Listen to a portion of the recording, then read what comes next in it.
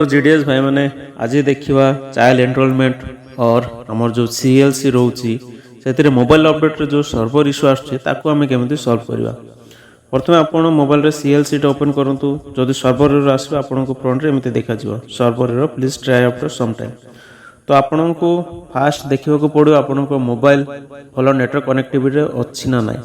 जदि भल network connectivity ना तो आपन को वाईफाई ऑन करी आपन फास्ट कनेक्टिविटीटा चेक करंतु।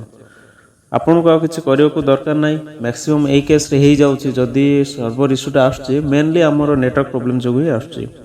तो प्रथम मु आमर मोबाइल वाईफाईटा कनेक्ट करदेली। एबे चलते आउ थे देखा। एबे आपन चाइल्ड एनरोलमेंट आउ थे क्लिक करंतु। क्लिक कला परे किछि समय वेट कला परे देखिए आपनकर फ्रंट पेज ओपन हो जाइछि।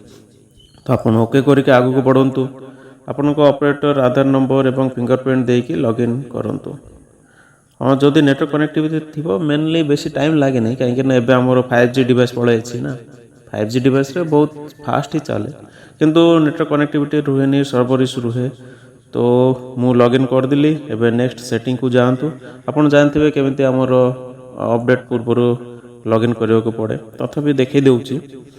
फिंगरप्रिंट देकी आपन लॉगिन करंतु। हाँ आपन को बायोमेट्रिक डिवाइस जोटा मे भी केबे प्रॉब्लम आसीपारे तो तापाई आपन रेडी रुहंतु। जदि सेमिति प्रॉब्लम आसे तो रिसर्च मे भी सर जाइथिबो किंबा आपन मैनेजर सहित कांटेक्ट करंतु। एक्सपायर भी हो जाई पारे कोटा कोटा। तो लॉगिन कला पर आपन को दीटा गोटे क्लाइंट सिंक आ गोटे ऑपरेटर सिंक ए दीटा आपन को करबा को पड़िबो।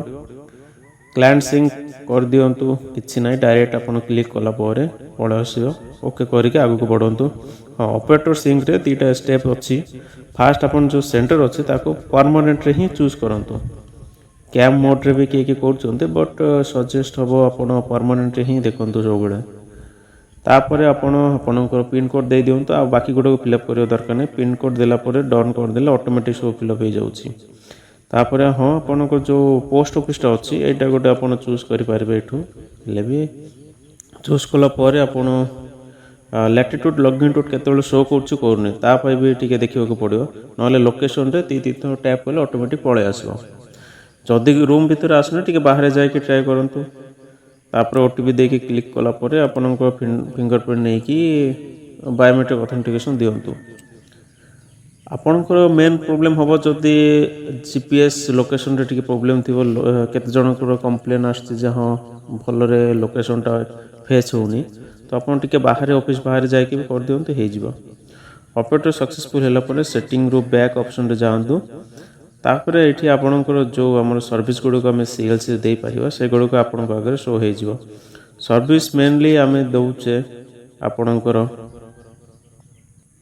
मोबाइल अपडेट अर्थात आधार कार्ड सहित मोबाइल नंबर लिंक आउ गोटे आमर 0 ରୁ 5 वर्ष पिला मानकर नुआ आधार कार्ड ए दीटा ही आम मेनली सीएलसी माध्यम से प्रोवाइड कर पब्लिक मान को। आपनकर बर्तमान मोबाइल अपडेट पे 50 टंका रही आउ सीएलसी पे सेमती किसी फिक्स ना 0 ही अच्छी। तो आपड़ चाहिए दीटा भाव में करें। Thank you.